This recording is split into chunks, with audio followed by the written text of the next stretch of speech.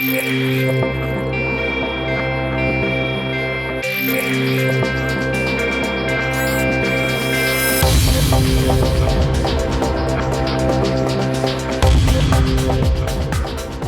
morning, everyone. Good morning, and welcome to the Downtown Denver Partnerships Forum on the Future of the 16th Street Mall. My name is Tammy Dorr, and I serve as President and CEO of the Downtown Denver Partnership. We have a great attendance this morning. I think that is an incredible testament to the fact that you all care very deeply about this important public space and its role in our center city. So thank you all very much for being here. We have a lot of great information to share with you today, and at the end of our presentations, we will have time for Q&A and feedback, and I know that nobody in this room is shy because, well, you call me all the time about the 16th Street Mall, so I know you have a lot of information to share and questions to ask, so I encourage you to keep that top of mind as we go through the presentations. At your tables, you have note cards. Throughout the presentations, make notes about questions you want to ask or feedback you want to share. We'll be collecting those throughout so that at the end, we'll be taking questions directly from the floor, but we'll also have these note cards, and we'll be switching back and forth between live questions and pulling from the note cards. Be sure to include your contact information because we will be following up if your question is not addressed here in today's presentation. But before we kick off, I have a couple of announcements and some important acknowledgments. We have a number of elected officials in the room today, and we greatly value your civic and community service. Can I ask you all to please stand and be recognized?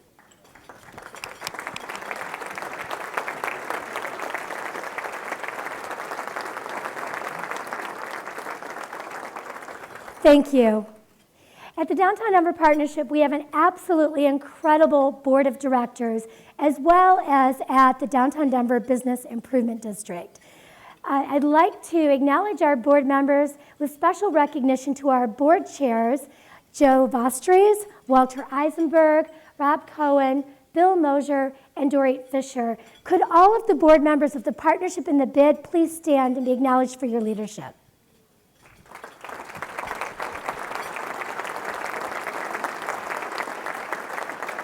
Thank you. And as you all know, none of this could happen, these events, these experiences, these input sessions, without the support of our sponsors. Each year we have a platinum sponsor. I'd like to acknowledge University of the Rockies as our platinum sponsor. And on the screen you will see our gold and silver sponsors, including Newmark Grubb, CoBiz Financial, DIA, IMA, Molson Coors, Anadarko, and Hush Blackwell, as well as the silver sponsors that are actually listed. So thank you to all of our organizational sponsors.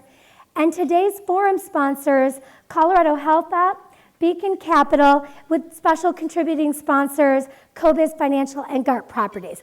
Thank you for your support for allowing this type of event to happen.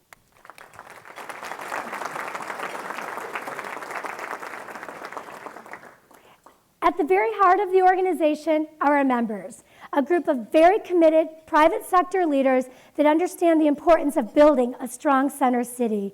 You play key roles in public policy, advocacy, economic development, investing in our infrastructure, and keeping this a vital and vibrant place. Thank you to our over 700 members, many here today. If you are not a member of the partnership, we want to invite you today to become a part of our city building efforts.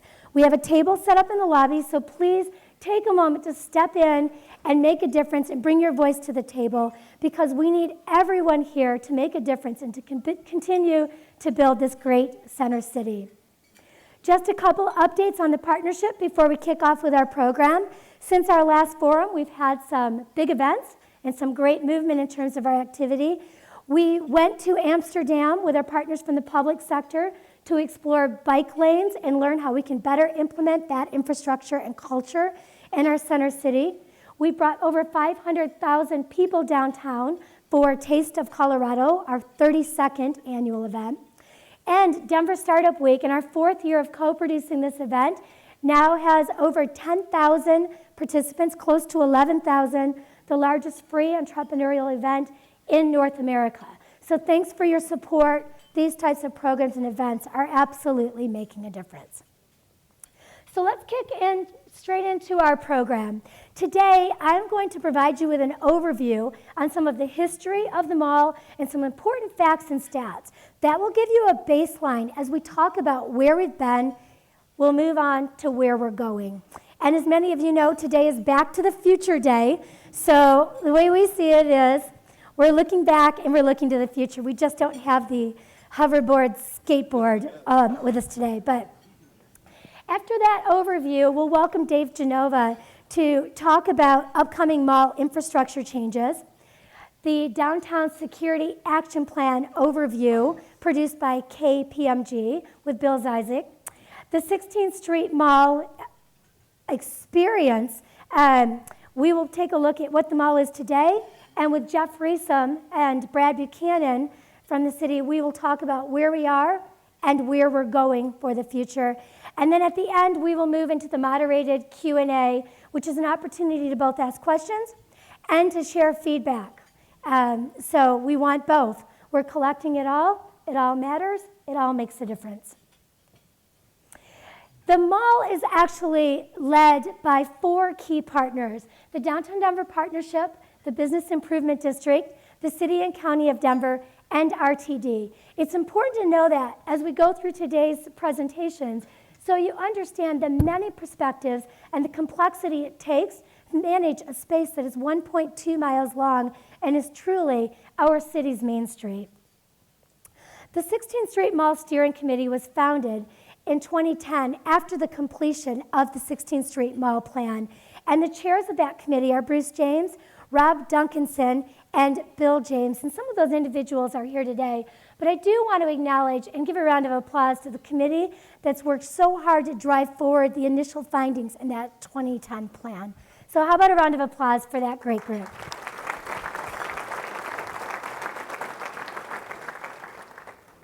Talking about the 4 partners, I'll give you a brief overview on their respective roles.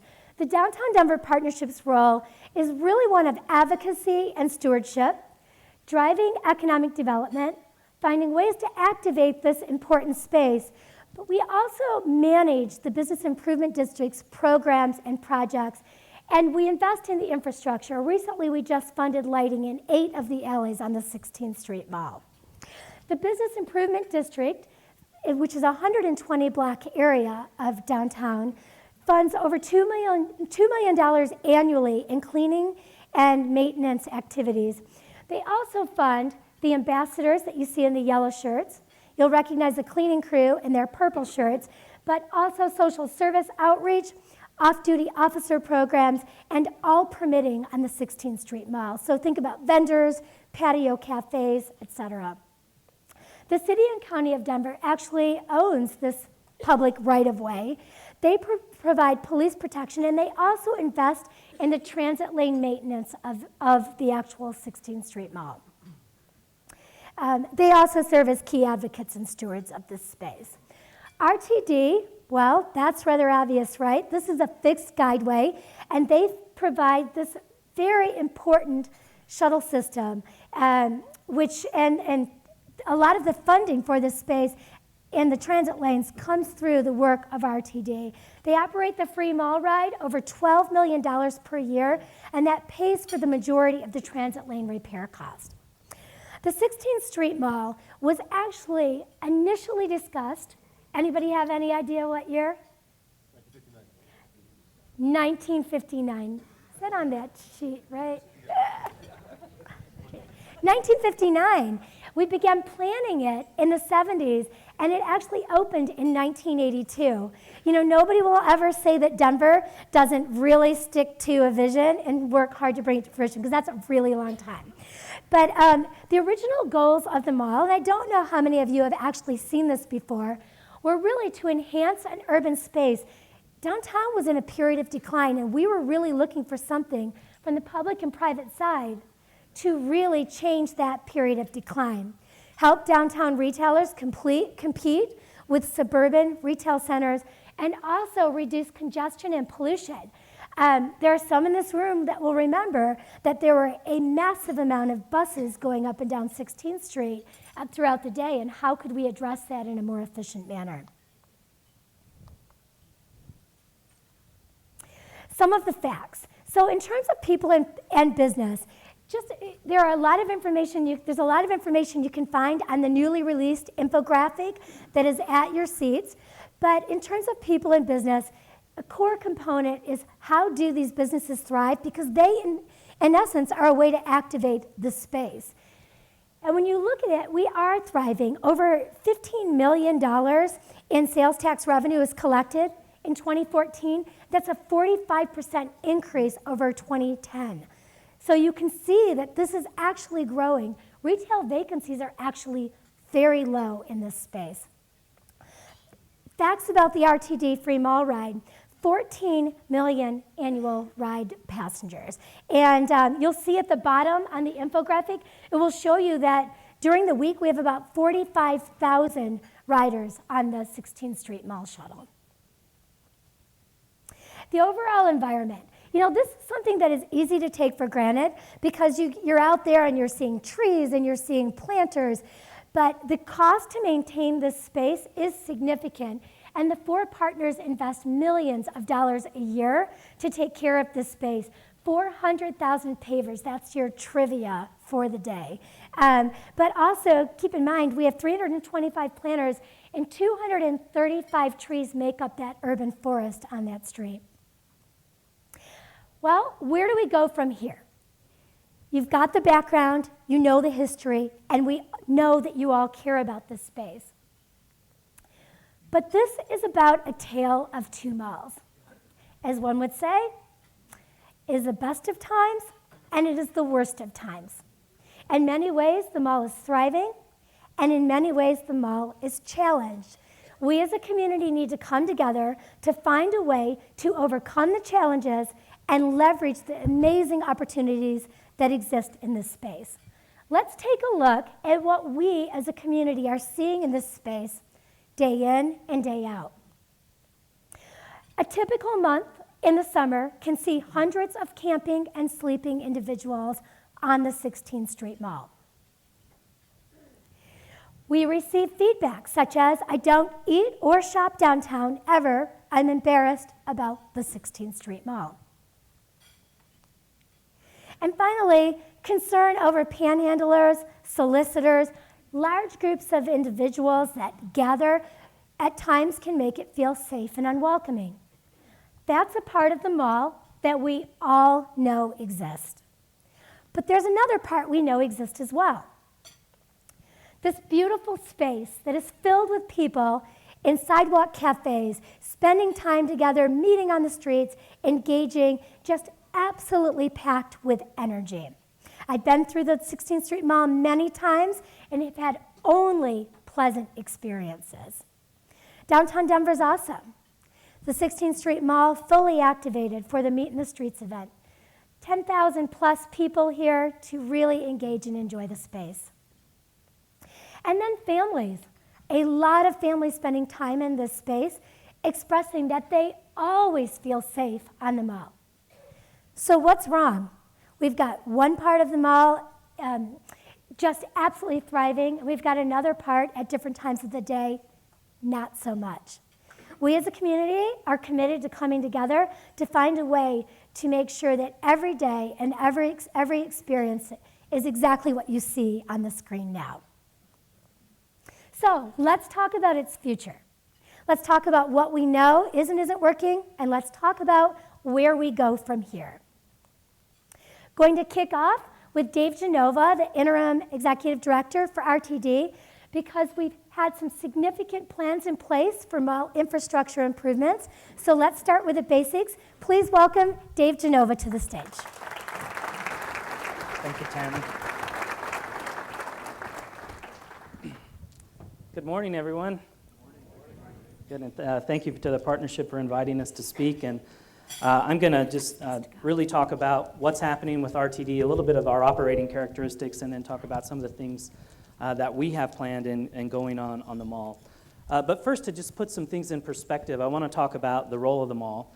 And Tammy already mentioned a couple of important and critical things, but one of the things that the mall did is, when we opened this up, it took over 550 bus trips out of the downtown Denver streets. So it really relieved a lot of the bus congestion that people were complaining about. Another important aspect of the 16th Street Mall is it's really a critical infrastructure for the public transportation program for the entire Denver region. Everything that we do within RTD, all of our plans, all of our service plans, fast tracks, was all built around the critical connection that the 16th Street Mall does from one end of downtown to the other, moving 45,000 people a day. It solves the first and last mile problem in downtown, and it also connects a lot of various bus routes. And I'll show you a graphic in a moment to give you a better idea, but we have about 22 bus routes at Union Station, 30 routes at Civic Center, and 6 rail lines that intersect the mall at any given place, including 4 future commuter rail lines that will be opening at Denver Union Station. And of course, you all know that Denver Union Station is the multimodal hub for Denver now, and it's just going to get even bigger as we get into next year, which is going to even drive more people and more trips on the mall. A couple other important things to point out is that there's a lot of wheelchair boardings, over 200 a day on the mall. So folks that are in mobility devices rely greatly on this type of service for their mobility in and around Denver to get to work and to get to other places. A couple other things about the current service. We currently get about $8.9 million a year in federal funding because the mall is considered a fixed guideway. So that's money that we get in from Federal Transit Administration that then we're able to use to offset our operating costs on the mall. And then according to a Downtown Denver survey, we estimate that about 46% of people that work downtown take public transportation to work. So this graphic, I know it's just gives you some perspective on where you can see the main number of boardings and alightings throughout the mall. And of course, at either end, you have Union Station and Civic Center.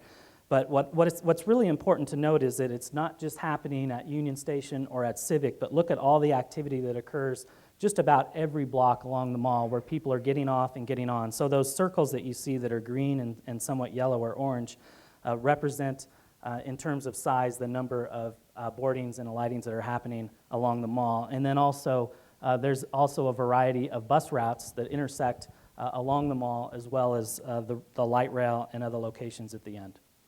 So we know we've got some issues with the mall. It's 32 years old. These kinds of things typically have a 30-year design life. We know that the pavers need frequent and expensive maintenance. The cost of that maintenance, just to take care of the pavers that are in the transit way, so this isn't the sidewalks, just the transit way, is about $1 million a year. So what we did is we embarked on seeking some federal funds and other funding to try to come up with a way that what can we do to essentially either replace those pavers, rebuild them, reconstruct them all. We were successful in getting some funding from our federal partners to the tune of about $10 million. So we said, how much of the mall can we address with the funding that we have available? And unfortunately, that amount of money, that funding, we estimate that we would only be able to do about 2.5 blocks of the mall to be able to reconstruct it that's somewhat similar to the current paver design. And that would include the transit ways, the sidewalks, lighting, benches, a lot of other amenities. So we put out an invitation for bid, I guess probably 6 or 9 months ago. And then as we started to have a lot of dialogue about how much money it was going to cost to just address just a couple blocks of the mall, we started to talk about, well, are there other types of solutions other than pavers? So we started to have that conversation. So what we ended up doing was pulling out the transitway piece out of that invitation for bid and just wanted to do the sidewalks and all the other amenities. And we got, when the bids came back in, they were several $1 million higher than what our internal cost estimates were. So it's a hugely challenging situation to be able to rebuild this mall, and we all know that. So we're all striving as partners to work towards the future of what we're going to do. One of the things that we're doing at RTD is we're going through an environmental or a NEPA, National Environmental Policy Act, environmental process to look at Are there other types of treatments other than the granite pavers, like some type of concrete pavers or other kinds of treatments that we could make and feel and look very similar to what the current mall design looks? So that environmental process is underway. We anticipate that's going to take probably another 8 months to get through that clearance. And we have new mall shuttles coming. So we've had, I think, only maybe 2 or 3 fleets on the mall since its inception. And every time that we go out and try to buy mall shuttles, it's a very challenging procurement because they're not an off-the-shelf type of a bus. But we're really excited about the shuttles that we've already awarded a contract, and they're going to start arriving in 2016, and we'll have all of them here by probably about mid-2016. But the exciting thing is the new shuttles will be a 100% electric bus, so 0 point of emissions, very environmentally friendly. It'll be very a nice, I think, amenity for downtown. It'll be quiet. Now we'll have some safety issues that we're going to have to deal with around the quietness, but we're working on those things. But we're very excited about these mall shuttles. They have air conditioning, which our current mall shuttles don't, and also have good visibility through all the windows. And then another very exciting piece of what we're doing downtown is we're getting ready to rehab and redevelop Civic Center Station. And so this plan is in process right now. We're currently in the contracting process. We are hoping to possibly start construction in March of 2016. We anticipate it's going to take about a year. It's going to be a little bit disruptive down there because we're going to have to move all of our operations to street level. So we're working with the various contractor teams that we've selected to help us build this project to see, what kind of trade-offs can we make? Can we increase the schedule and maybe pay a little bit more? But you can see from the design there, it's going to look very similar to Union Station as far as canopy. It's going to have a lot of glass.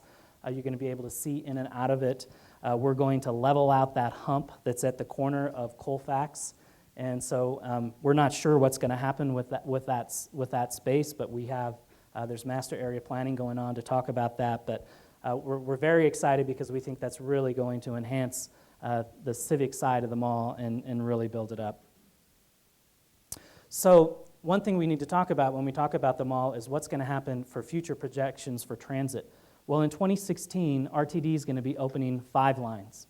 The Flatiron Flyer, the A line to the airport, the B line to Westminster, the G line to Wheat Ridge, and then the R line that will be in Aurora and 225. But what that means for downtown, so all of those lines that you see, except the R line, will come into Union Station. Be all new service, new capacity coming in, or new demand coming into Union Station. And you can see the ridership numbers there of what happens over the next 15 years, that the Union Station ridership triples in 15 years, and the mall ridership is going to double. So as we continue to envision what the mall looks like for the future, we have to be thinking about the capacity to make sure that we can continue to provide exceptional public transportation to the people that live in our city.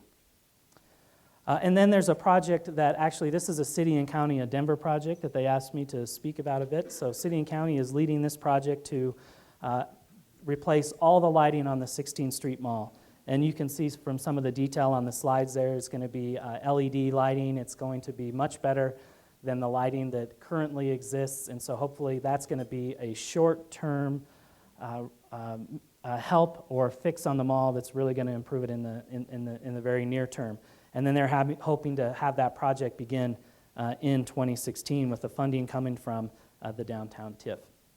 And then this is an example of the old light, and I like that the old light picture is one that's got a bent on there, and I don't think a shuttle did that.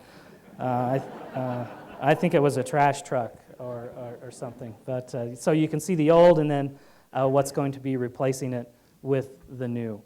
So that concludes my time, and here comes Tammy. I'm a little bit ahead, but thank you, Tammy. Absolutely.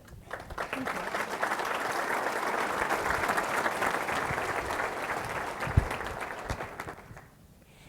So thank you very much, Dave, for presenting the overview on the infrastructure side of things.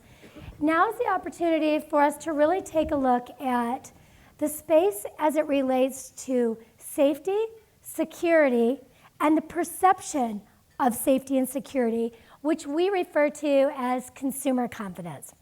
You know, when we were talking amongst our board members at a board meeting a few months ago, we realized that we work very closely as the private sector with our public sector partners to address all aspects of safety and security, whether it's the infrastructure, the environment, classic policing, off-duty officers. But Joe Vostries, our board chair at the time, said, have we ever had a comprehensive security plan for downtown similar to what you would see at, for example, a shopping mall, a large office building, Union Station?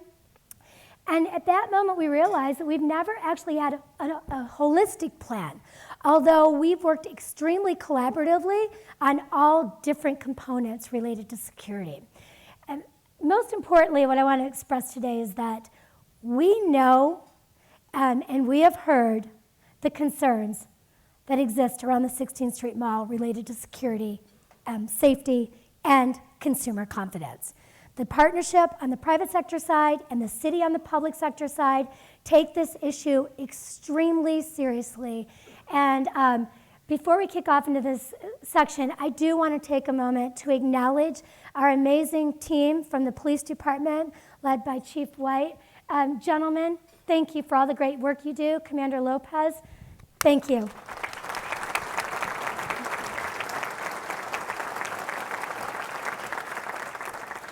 After the conversation ensued about the need for a holistic plan, we had the opportunity to meet with KPMG, and they actually have a Justice and Security Division. They specialize in this kind of work.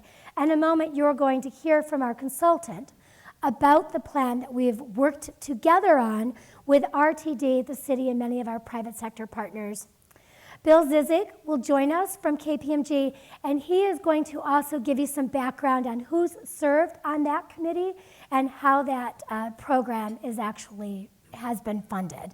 So with that, as we kick it off, this is a great plan. Focus on these key points. It's not just about safety and security. It is about how you feel in the space. That is why this is a very holistic plan. Please welcome Bill Zizik for the stage from KPMG. Thank you.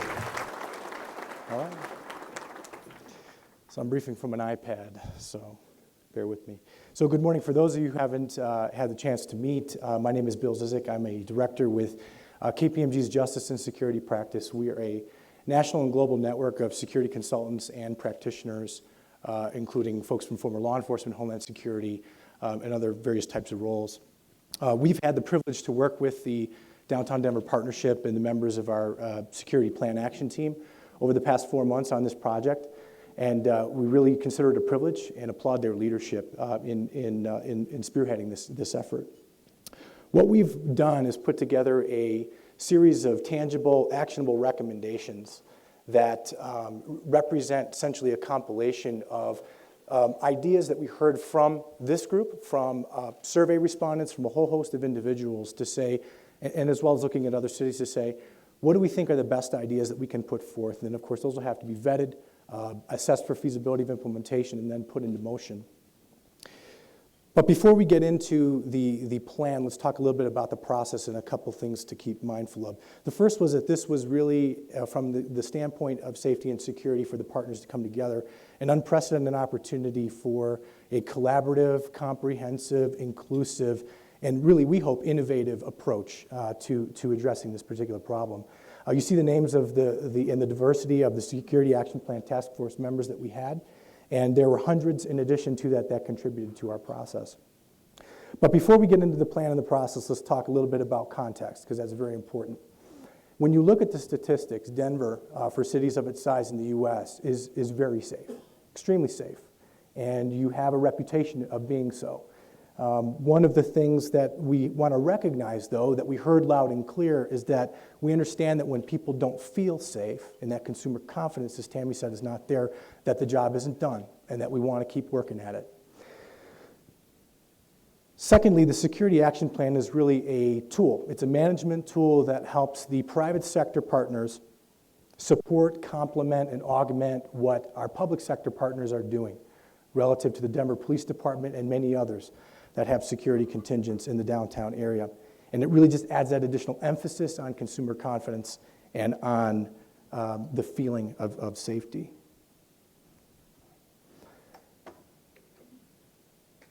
The plan itself is structured in 5 key goal areas.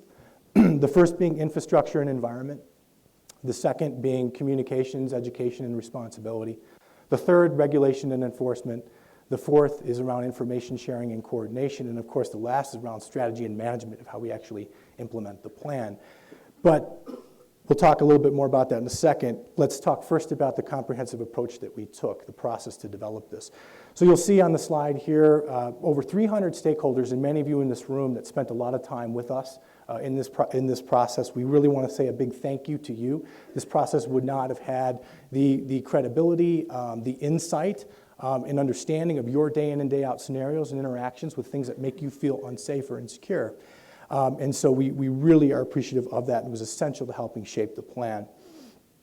We also launched a survey that many of you likely took. We had over 2,500 respondents. Interestingly, it was kind of broke down evenly on a gender basis from male to female, 50-50. And we had over 750 respondents, about 30% of the total, that came from the downtown zip code, as well as many that came from without the city. So very interesting insights. And you wouldn't be surprised to know that people predominantly felt safe during the day and did not feel safe at night. Right? Saw that one coming. We asked a couple questions in that survey. I'll give you a couple highlights today. Negative impacts. So we asked the question, what impacts your feeling of safety and your perception of safety on the mall? And of course, what did we hear? Panhandling, unruly groups of individuals, the presence, the observance of drug dealing or use, of course, the odors and smells. And that may not be a direct a safety security issue, could be a health issue, but it impacts people's perception.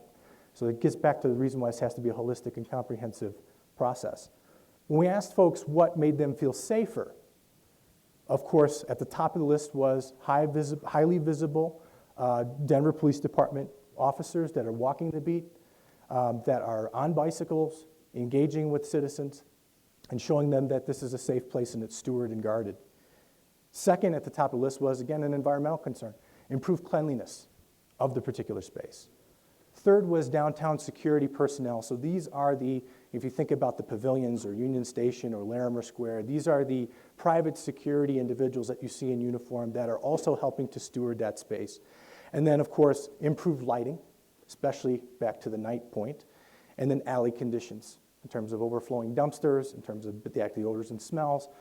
Those are all things that if they could be addressed, folks said they'd feel a lot safer and more secure in using the mall and the downtown as a whole. Before we get into the plan sections, we also undertook a benchmarking study with other cities, many of whom have very successful public-private partnerships for this particular area of feeling and perception of safety. And from these cities, we took all just fantastic ideas and inputs, made some visits to some, including Seattle, Detroit, had great input from Minneapolis, from Philadelphia, and from many others. And so we've tried to take the best of that, and we really hope that bringing that together can help you all become sort of the next iteration of the national model in terms of what this partnership can look like. So let's talk a bit further in terms of what's in the plan itself. So we'll cover the 5 areas. The first, again, infrastructure and environment. So this is, again, everything you see around you and your experience on the mall. This includes predominantly what the city and the Business Improvement District have collaborated on in the past, as you just heard Dave Genova speak about, in terms of lighting, in terms of conditions of the alleys. And so what you'll see in this part of the plan is essentially focusing in on those areas that people said made them feel the most unsafe. So when you talk about walking on the 16th Street Mall, you're talking about the darkly lit sidewalks. You're talking about poorly lit building facades and alcoves that you typically don't see someone is in the alcove until you happen upon them. And then, of course, take the alleys, for instance, the dumpster situation. Being able to make sure we have enough containers to keep trash in where they're supposed to be, considering with private sector businesses that would like to cooperate a dumpster locking program that can make sure that those materials are, from a health perspective as well as from a safety security perspective, are not misused. In terms of communications, education, and responsibility, one of the things we overwhelmingly heard from all the stakeholders in the survey responses was that there was a need for additional education. Residents, workers, business owners, even visitors wanted to better understand their rights and responsibilities as it came to safety and security. Can't tell you how many times we heard, yeah, I saw something made me feel uncomfortable, didn't seem like it was against the law, I didn't know who to talk to about it. And so what we want to work on there is helping folks understand when they recognize a problem, what they can do with that information. And it's not always necessarily to call the police or necessarily to call the city. And so the partnership stands in a unique position to help fill some of the gap on those particular types of issues and help, in partnership with the police department, get people the right type of education in terms of how to navigate that. And of course, we want to make sure that folks also have a good understanding, one of the things we heard, of how to connect people that truly are in need with the services that are available. And Denver, in many ways, is a very generous city, and it's a matter of making sure that we connect those folks. And lastly, though, when you see something that makes you feel unsafe or uncomfortable, we want you to say something. But that means we have to provide you the infrastructure to communicate that to us. So this part of the plan calls for some investments in those types of tools that we'll talk a little bit about further in a second. In addition, there's a very successful existing block captain program. And in partnership with the community resource officers of the Denver Police Department, do a great job of educating and stewarding and playing a mentorship role, essentially, in the downtown area, which we'd like to see that continue to scale. Of course, we're looking at investments in mobile technology, but also we're doing the low-tech version and saying maybe we need an 800 number that folks can easily, or some call boxes potentially, that folks can easily say, you know what, I see something strange, and I want to report it quickly, easily, and potentially anonymously. And there's actually a precedent for this with RTD's leadership, and I understand in some research collaboration with LA Metro, bus and transit system, have an app that does just that. And so there might be an opportunity to leverage some scale there to put that right infrastructure in place. And then last but not least in this particular area is the ongoing measurement of consumer confidence and feelings of safety. So we did the survey once, but we'd like to do it again, and we'd like to do it again, and we'd like to do it again, as we implement different actions from the plan to see what is really making people feel safer and feel like they're having a better downtown experience. So that really becomes the new bottom line for us. So in terms of regulation and enforcement, we heard a lot of ideas, let's say, on this particular front. What this particular goal area addresses is to make sure that the applicable laws to the downtown are clearly understood, back to the point of knowing what to do with the information you have and rights and responsibilities. But it also includes things like scaling up the already successful off-duty Denver Police Department program that the Business Improvement District pays for. And those are additional augmented tours of duty that can be focused on specific priorities that maybe on the on-duty time, the workload is large, and so it gives focus time to focus on different downtown priorities, and we'd like to see that scale up. In addition, we're talking about making sure everyone has a common understanding of the laws and the procedures to effect enforcement of those laws. And to give you an example, from a criminal trespassing standpoint, how do we make sure that the owners know how to make sure it's known who has authorization to use their premises and not when they're not there?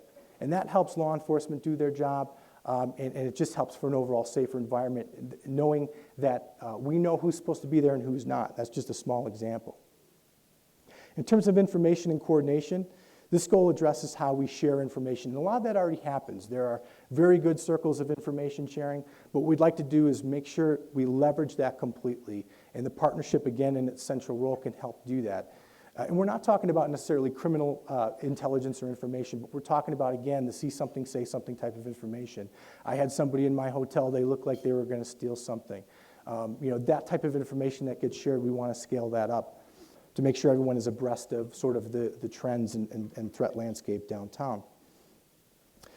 And of course, we want to get a better understanding of all the different downtown security contingents. When you look at a particular property that may have private security, you may say, okay, well, they have 5 or 6 security individuals, a maintenance staff. That's good. They take care of their property. When you look at the downtown as a whole, though, and you start to add that up, especially block by block, you might be able to reach a much broader scale and be able to do more with that bigger contingent of resources. And so we want to explore some ways to better coordinate across organizational boundaries on the private security side to make sure that we can do just that. Leverage scale, potentially look at how we can help each other out across properties so that there's more of a consistent security presence in the downtown mall corridor, as opposed to the patchwork that many would characterize it as today. And of course, to help fill in the gaps, if you will, of that patchwork that can sometimes exist, the partnership itself will explore options relative to a downtown security force of private security individuals that would help to fill in those cracks, that would help to be additional eyes and ears to augment the types of enforcement actions that the Denver Police Department may need to do. And when they have to go off-mall to address a particular issue, you still got a highly visible, well-trained individual in the security profession that can act as eyes and ears and potentially engage, answer questions, report information. And in terms of strategy and management, it was really at the center because it's how you tie it all together. And this is one thing that in many security plans and master planning exercises kind of gets left out. It kind of gets, said, okay, well, we know all these different countermeasures and actions we want to take. That's good enough.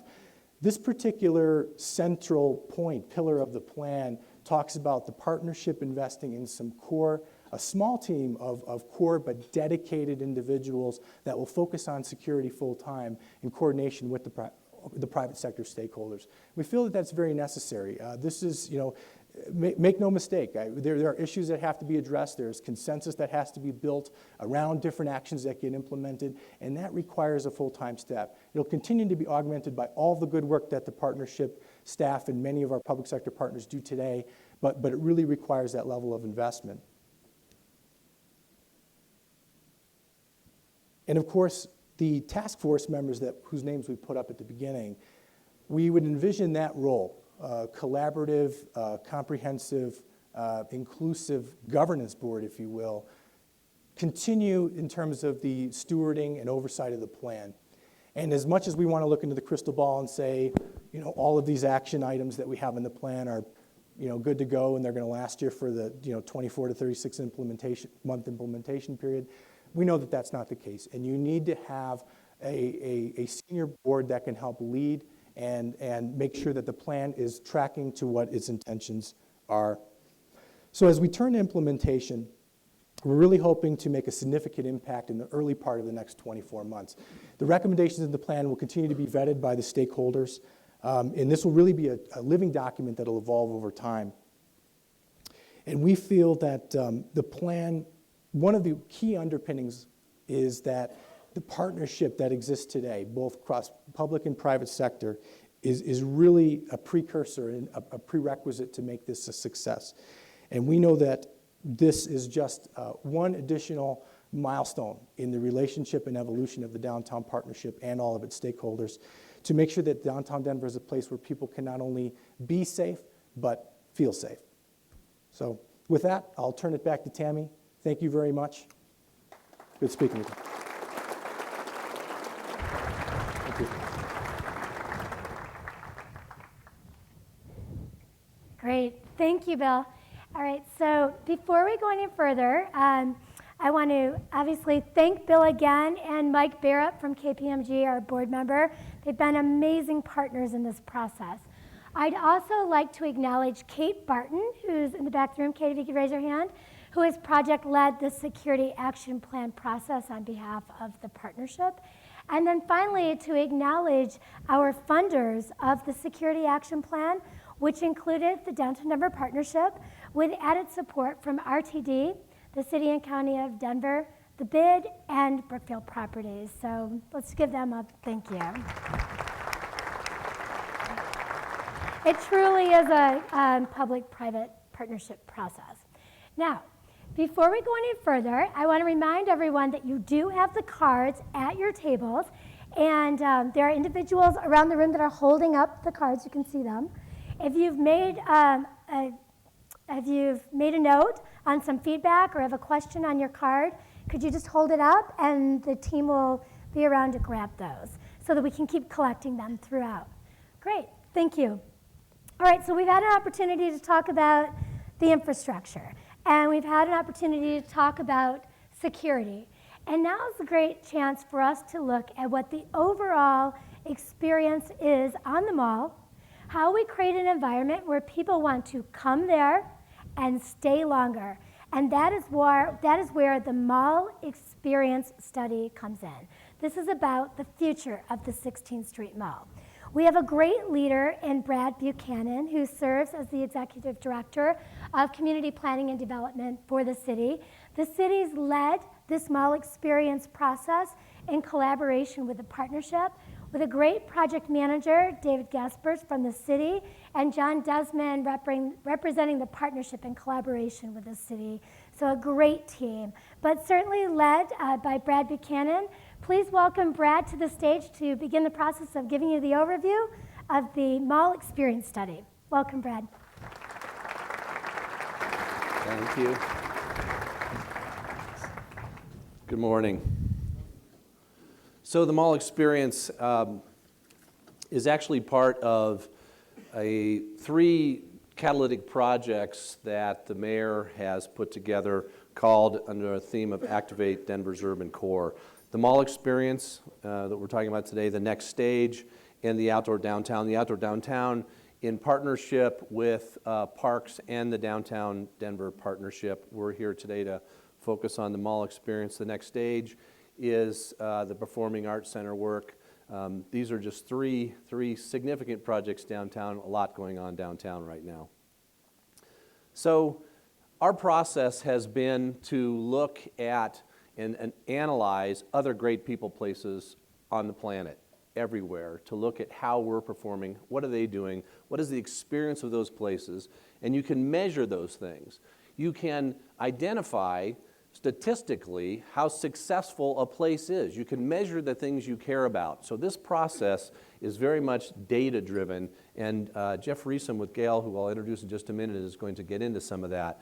And it's a really different and powerful approach to determining how successful a place is and measuring what our approach is, experiments, pilot projects, whether they're making a difference or not. So let's look at some other places. Covent Garden in London. I actually caught a typo in this a little bit ago. When I was looking at it this morning, it said Convent Garden. That's the power of spell check. So Covent Garden in London. 40,000 people a day on the weekdays, 70,000 people a day on weekends, 20% of them lingering. And you'll hear Jeff talk a little bit about sort of a concept called stickiness. This is about people staying there. When you're talking about safety and security and clean and safe, stickiness may not be a good thing necessarily. When you're talking about placemaking, stickiness is a good thing. So 27% of folks moving through that space stop, linger, have a glass of wine, have lunch, play with their kid in the fountain, do something like that. Broadway in New York, 9,500 feet long, 100 feet wide. 45,000 people a day on weekdays, 52,000 on weekends, 23% spending time.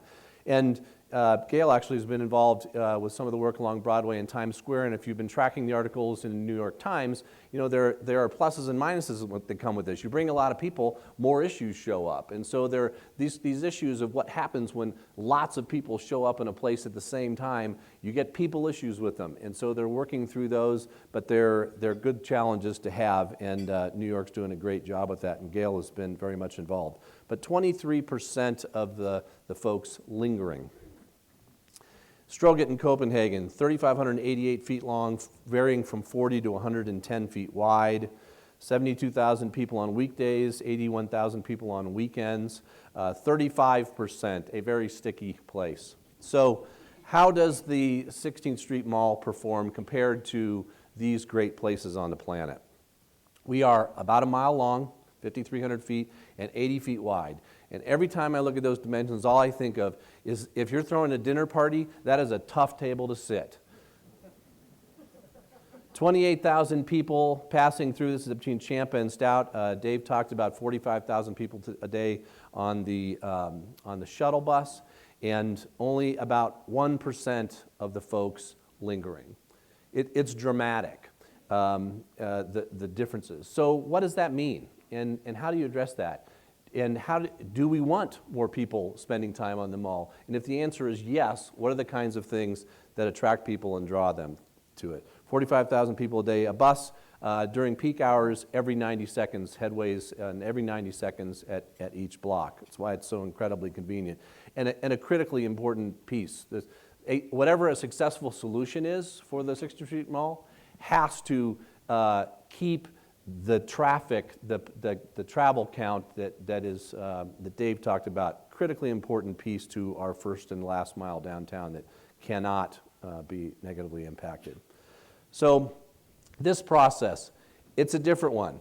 People are asking, and we've been working on this now for about 9 or 10 months, well, what's the answer? You know, are you going to tell us what it is? Is this about the shuttle buses? What's the solution? Well, we're not here to tell you today what the solution is. We're here to tell you today about the process and what we've found so far, because this really is a partnership, really, with the city, with the partnership with all the downtown stakeholders, and you, because we're doing experiments, we're doing pilot projects. We're not going to make something up and then just do it. We have to be absolutely positive it's going to produce the results we want to. And we did one of these experiments this past summer, working with RTD, the partnership, the bid. Katie Stristina, I think, is here today with Office of Special Events, Public Works, Parks, and other folks at the city. We put on Meet in the Street this last summer, 5 Sundays, where we programmed up and down the mall, all kinds of different types of experiences and activities on the mall. And so just how many of you in the room were here on one of those 5 Sundays by show of hands? Awesome, great. So I'm here to say I was here a year ago, or roughly a year ago. I said it's downtown's time. It is absolutely still downtown's time. There's so many amazing things going on. These 3 catalytic projects that we're talking about, the Convention Center, the Civic Center Master Plan, the State Complex Master Plan, Arapahoe Square, Rhino, the National Western Center, studies along how we connect Spear to downtown. There are amazing things going on downtown right now, and these are just some of them. So we have to think about all of this in the context of all of downtown and the network that it is. So I will now introduce Jeff Reesum with Gale Studio. Gale is the preeminent people place expert anywhere on the globe. They have, for almost 50 years, been studying these great urban spaces, and they truly are the experts on this topic. And Jeff is the managing director with Gale, and with all due respect to great planners like Dick Farley and Ron Straka and folks who helped craft our city.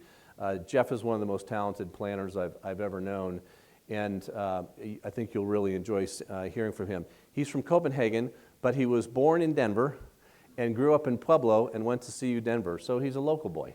So welcome, Jeff. Knock him dead, buddy.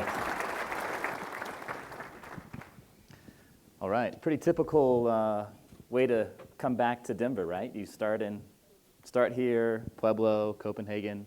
A lot of people have done that, right? Especially the Pueblo part.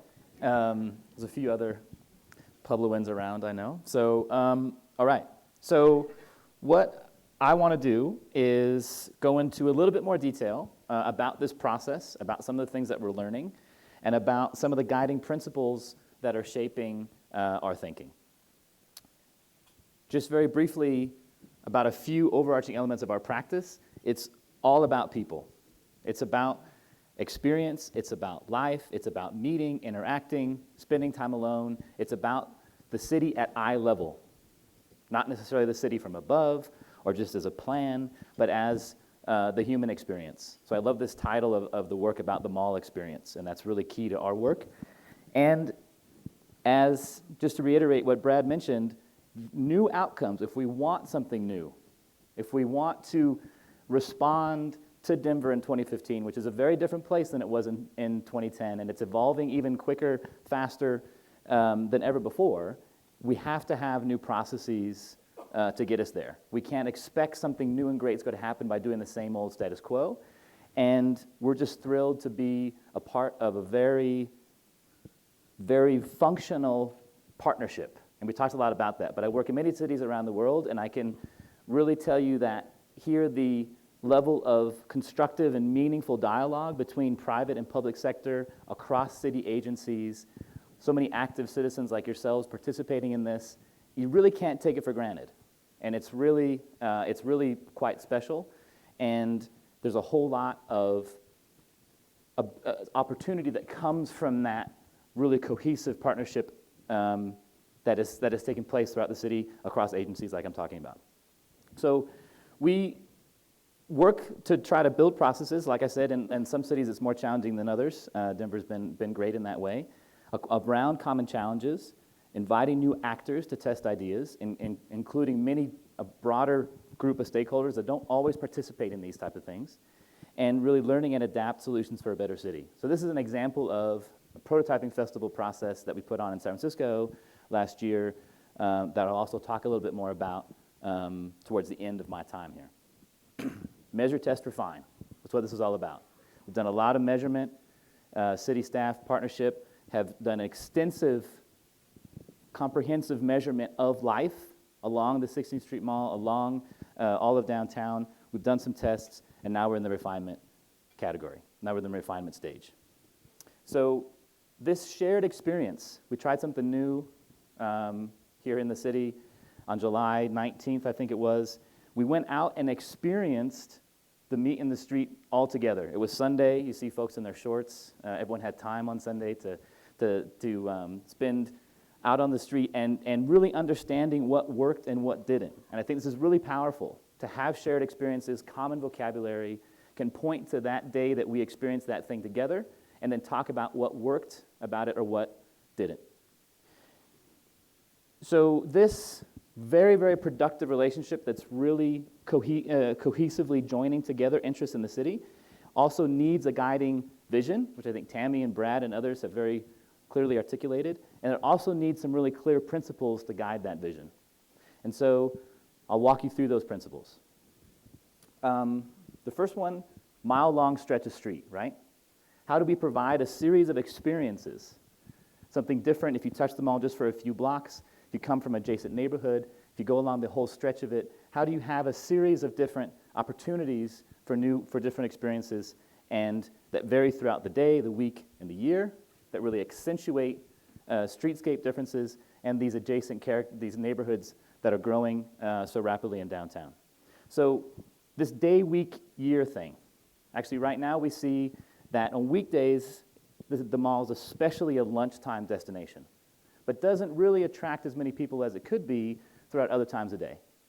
On a typical Sunday, it's actually quite active closer to dinner time.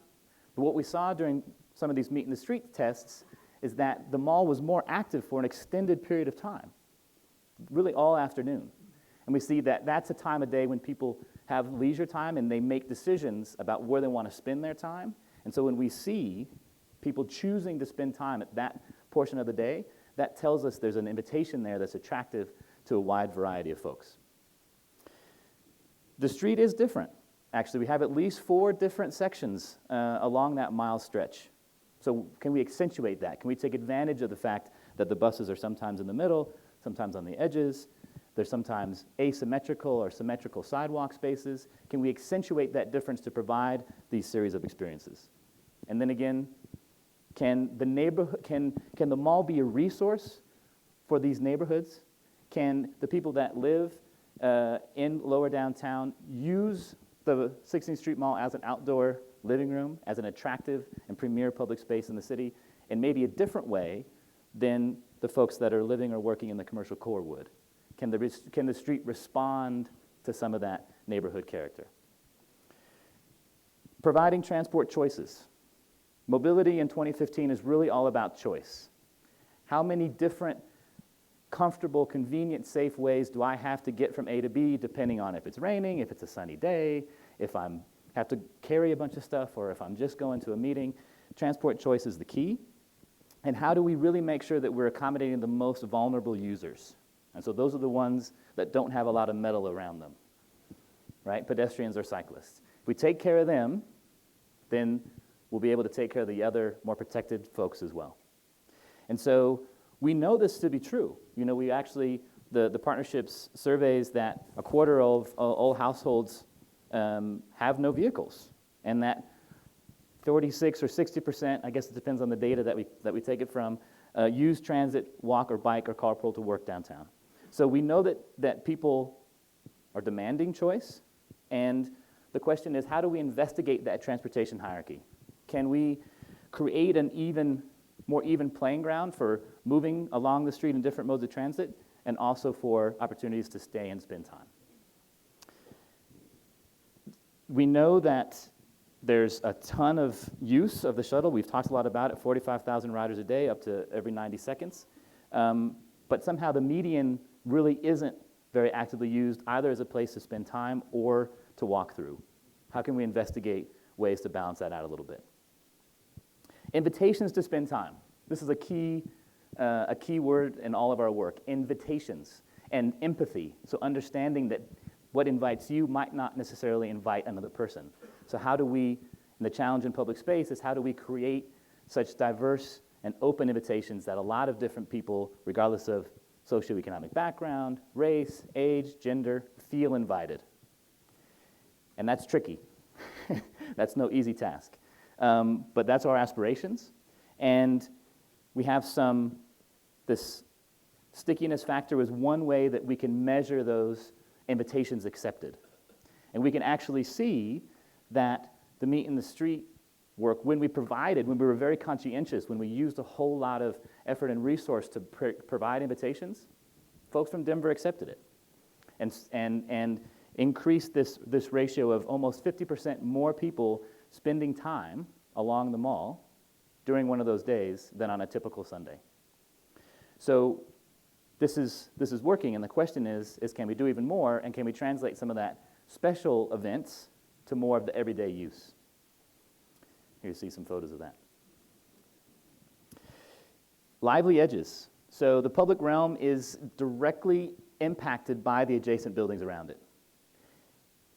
The ground floor has the biggest impact on that experience. The first sort of 12, 15 feet of buildings is what really stimulates our senses, encourages us to move in and out of spaces from the public and private sphere. And that means that interesting frontages, ones that attract us, that are transparent, that allow for that flow of in and out, are incredibly important to the way that we experience our street. And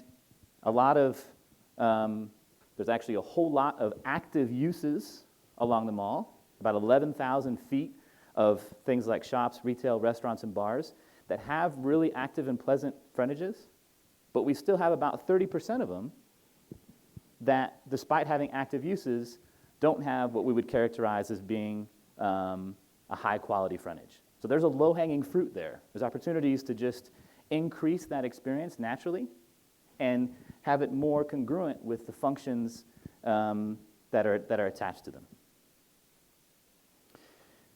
We know actually that part of this also takes place in affecting inside and outdoor activities, like I mentioned.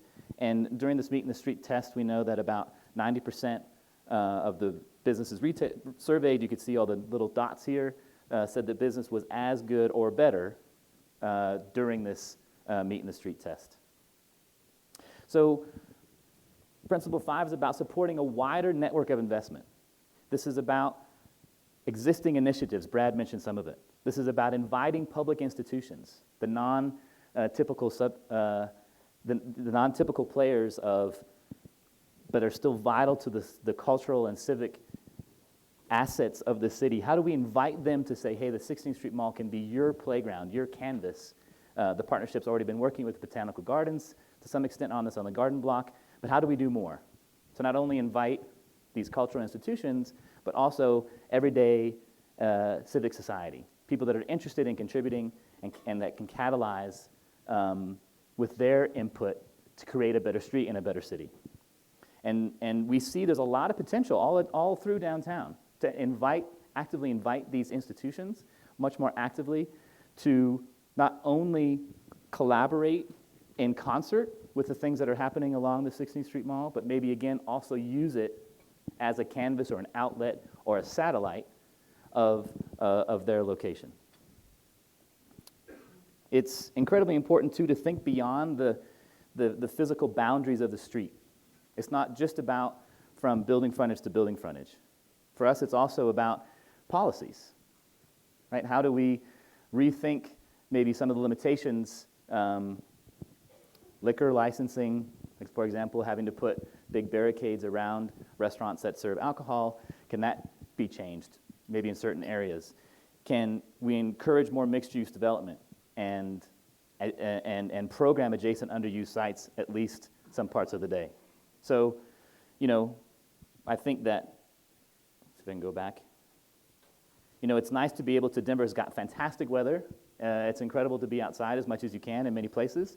But again, does it have to be behind bars, literally, when you're drinking? I don't know, we'll think about that. I've been in Europe for too long, maybe, so I'm a little optimistic about the potential of what that can provide. But again, it's just that more open, free-flow life that can coexist with different interests, and really make sure that we can get that coexistence. That's a key word about lingering, about inclusivity, about equitable invitations. It's about more invitations for all downtown, and we can do that by thinking beyond just the bricks and mortar and find out how we can break down some of those barriers to invite more folks. A strong and integrated network. Again, we know we have all these assets around. Can we connect them much more explicitly? Can we work not just on the linear, mall itself, but can we enhance the conditions along the named streets, make a real network of complete streets? These are the real driving factors of our thinking, interrelated between those neighborhoods along some of the main named streets, like I mentioned. And then this is an incredibly important piece of this, right? Continue to evolve, be responsive. There's a lot of talk about smart cities, right? And for me, a smart city is this type of process that we're doing. We're learning, we're evolving, we're paying attention to what citizens are telling us, not only with questionnaires and feedback, but also with their feet. We're responding to the rapidly evolving urban culture of this place, and bit by bit, making decisions based on evidence that will help us make not only short-term investments, but also longer-term investments going forward that remain and hopefully maintain that flexibility. So through this process, we have to discard projects that aren't working. Again, we strive for win-win-win-win situations. There's a lot of different stakeholders, a lot of different interests. If something's not working, we'll push it away, and we'll implement the ones that are getting more of that win-win-win approach. So that's challenging. It's not to say that it's easy, but again, the ambition is that. Something for everyone from the different stakeholders, and using this approach to get us there. So these are the 8 principles that are guiding this vision. We think they're robust. We think they're still very nuanced. And to Brad's point, there is not the single magic bullet. It's about a process that's going to be able to get us there. One of the first experiments that we've done that I've alluded to a little bit, but I want to go into a little bit more detail, is the Meet in the Street in 2015. So we measured, like I mentioned. We counted people, we observed them, we surveyed them, we found out a whole lot about people moving and people spending time, age and gender, and we did a lot of this on all of the Meet in the Street days, some baseline Sundays, and weekdays. A ton of data, incredible amount of information, but again, we're measuring what we care about, and that is the life of the street. Here are some of the different tools we used, comprehensive layering, trying to make a real intricate web to catch as much feedback and information as we can to help us make better decisions. So here's a normal, nice day on 16th Street. That same view of the street was transformed through the work of Cord and many others who worked incredibly hard to make this happen, but it paid off. So 30% more pedestrians on Sunday compared to a normal Sunday. And when you get 30% more pedestrians on a Sunday, it's actually almost the same volume of pedestrians that you have on a weekday. But here, these are all folks that are choosing to go spend time along 16th Street. They're not just walking along it as part of their journey to work. They've made a conscious decision to go be a part of this life of the city. Normally, street life is very much about moving from A to B. Here we saw that there was all kinds of different opportunities for people to spend time, not only as the space to go through, but a place to go to. And 200% more people felt strongly positive about the mall during this time. And I would argue that that was because our greatest joy is actually other people. And so we have a strong positive experience when there's other folks there that we can share that experience with. I mentioned this portion of the median. When the Meet in the Street activities took place, we saw median usage jump dramatically, 240% more use and activity in that median space along those blocks. We also found out that, like I mentioned, 90% of businesses benefited from this, either the same or had an improvement. And we had a 157% increase in commercial activities just based on lawn furniture, right? So that alone is a pretty huge catalyst. 88% more activities throughout the entire stretch, not only by lawn furniture, but by all the different programming that took place along there. Huge thing, 77% more kids there during this time. And you can say, well, it's kind of obvious. You invited for kids to come down there. It's like, yeah, that's what we need to do. We need to be conscientious about how can we make it feel safe for parents to bring their children, for children to have a fun time, for kids to meet different types of kids that they don't always see in their neighborhood or in their school. That's what the city is all about. This had a huge impact on that. And we know that it wasn't only about more kids, but we also saw dramatically more numbers of women downtown. And for us, these things are proxies for safety. So we could talk a lot about safety as we did, but we know that when there are more women and children on streets and spaces, that the perceived safety is gone up because women and children are smarter than men about where they should spend time and where they shouldn't. Stereotypically speaking, of course, right? So we learned some lessons, right? We know that programming, we know that conscientious invitations, we know that thinking beyond just the bricks and mortar brought us increased use, increased leisure use, more lingering, and more stickiness. The ratio between people moving and people spending time. So we saw not only more of each, but we saw greater percentage of this ratio that Brad alluded to of people accepting those invitations. We saw more user diversity, more young and old and different socioeconomic classes. We saw increased economic potential. So there's a ton of positive lessons here that we need to continue to evolve and say, all right, how do we scale that up? Does it really translate to every day? What's the right balance? How do we get there? So we invite you to check out this website, provide input on it. We're going to be thinking about how our vision, how what we do along the street is directly informed by the city's visions and goals, but also by advocates, citizens, and stakeholders, trying a variety of tactical projects throughout the course of the next few months. One of them I'll tell you shortly about is, well, I mentioned this Market Street Prototyping Festival that we've done for the first time here in April, that we've been thinking about, hey, should we do something similar like that along Denver?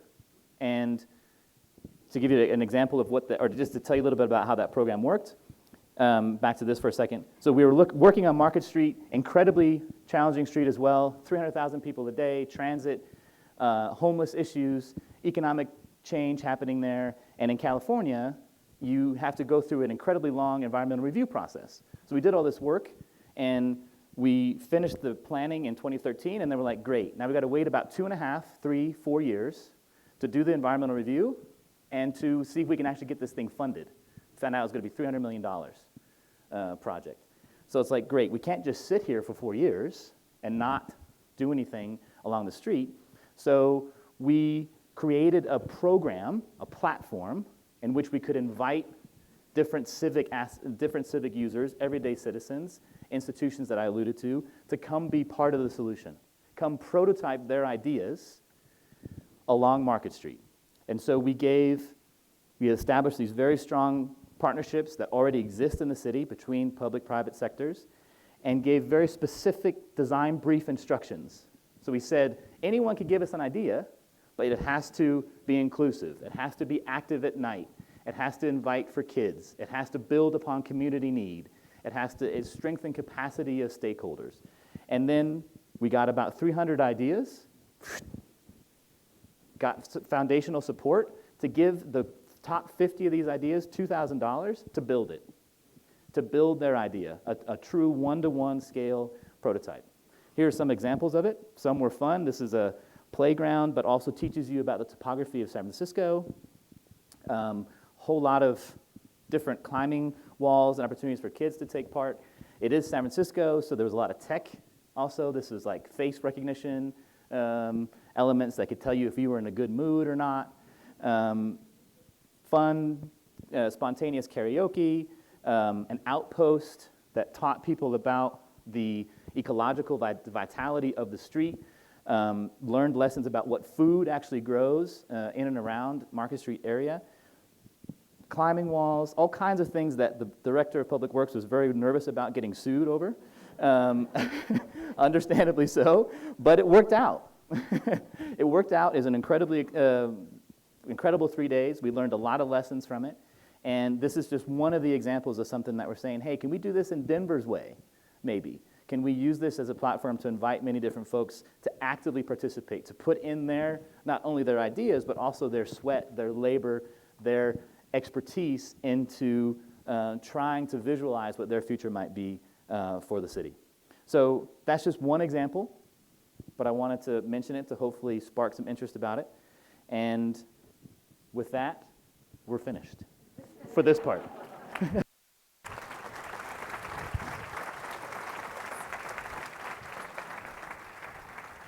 Thank you, Jeff. I mean, it's incredibly important that we have the opportunity to learn both what's happening elsewhere, but the language behind what it takes to create a great space and a great experience. If you want to engage in this conversation, go to downtowndenver.com.